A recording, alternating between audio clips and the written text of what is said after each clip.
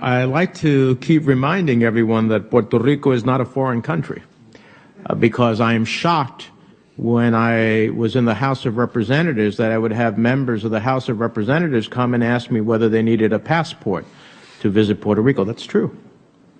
That's true. And that mentality is appalling considering the fact that Puerto Ricans have fought and shed blood for American ideals and values in every war since World War I. Among the most decorated in military history of the United States was an all Puerto Rican division during the Korean War, the 65th Infantry Division. So it's amazing to me that we have this attitude as if Puerto Rico was some foreign country and this is about foreign assistance, or this is about if the 3.5 million citizens of the United States who happen to call Puerto Rico home came to the United States, they would be able to vote, they would have all of the obligations, but all of the benefits of American citizenship, especially in their health care, among others. And unfortunately, we're seeing a significant number of them. I see them in my home state of New Jersey. We have a long history of a long Puerto Rican population in our state, but they're coming in significant numbers because their vision of what the future holds is not, there isn't, in many of their minds, a light at the end of the tunnel. So they're citizens of this great country just as much as you and I, Mr. Chairman. And therefore, that means we have a responsibility of turning from a crisis to a full-blown tsunami. Now, certainly identifying the causes of the problem are important. There's no question in my mind that local fiscal decisions over many administrations have created a part of the challenge. They played a significant role, and I recognize that. I also recognize this crisis didn't happen overnight. I believe the current administration inherited many of these problems and has taken a number of significant steps to improve the situation. And I believe, as I have worked with Congressman Perolisi, who's done such an outstanding job in this regard, in the inequities at the federal level that have significantly contributed to the problem we face today. And I think, as he eloquently spoke of. So we have not only a role, but a responsibility to help meet this challenge. Now, I think there's no good reason why Puerto Rico shouldn't have equal access to Chapter 9. I don't believe it's a panacea. But to the extent that you can get people to come negotiate with you in good faith, if they know Chapter 9 is available, then all of a sudden we have a process to negotiate, which would enable them to restructure a portion of its debt in an orderly, legal, and efficient manner. Puerto Rico is included in nearly every other aspect of the bankruptcy code and only lost access to Chapter 9 after an obscure and non-debated provision was slipped into a larger bill in 1984. Now, I don't have the time here to get into why that happened, but there were reasons.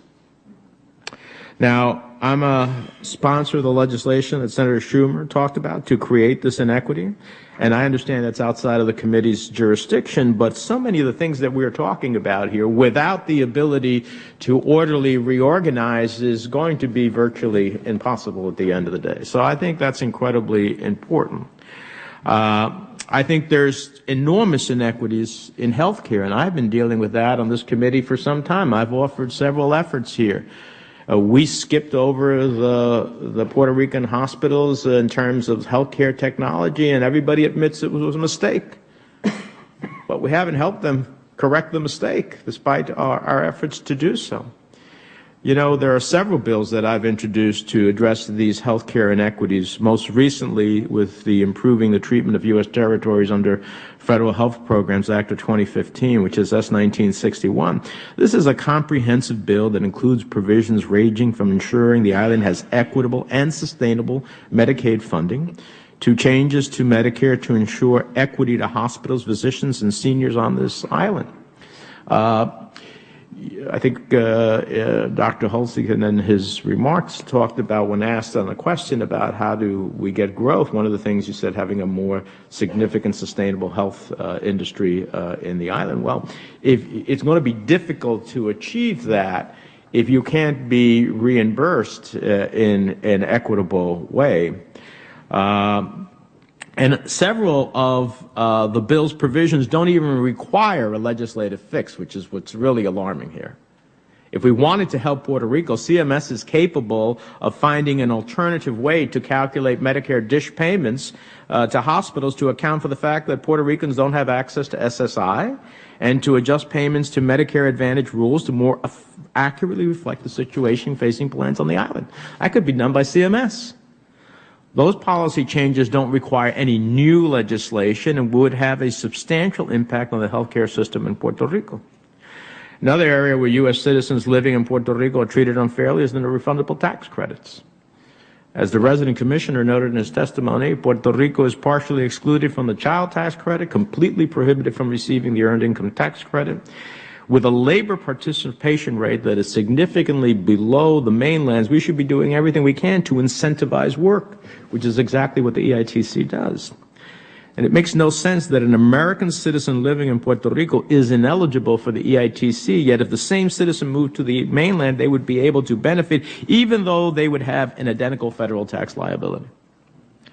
And taken together, I think these common sense steps would help pull Puerto Rico back from the brink of collapse, then create an opportunity to set the stage for economic growth and give the government a fighting chance to dig out of this hole. Now, finally, Mr. Chairman, I've heard some other suggestions, such as driving down the wages for Puerto Rican workers.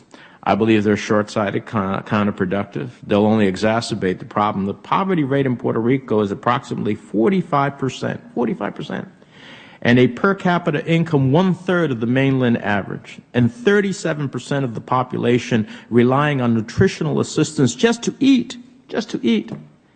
It seems to me that the last thing Puerto Rican workers need right now is a pay cut. So I look forward. I know that, there's people look at 936 and say that that was a mistake. Well, we have enterprise zones. We have empowerment zones. My states all across the country are offering tax breaks in order to create investment and growth. So we have to look at all of this in the totality. For the 3.5 million citizens who have served this country, still serve this country. If you go with me, Mr. Chairman, to visit the Vietnam Memorial, you will see a disproportionate number of Latino names and a disproportionate number of Puerto Rican names on that wall. So this is about doing the right and moral thing by 3.5 million American citizens, and I look forward to, beyond this hearing, to some action both by the committee and hopefully the Judiciary Committee as we work together to ensure a greater future for the people of Puerto Rico. And my questions were answered by members of the panel. I appreciate their testimony.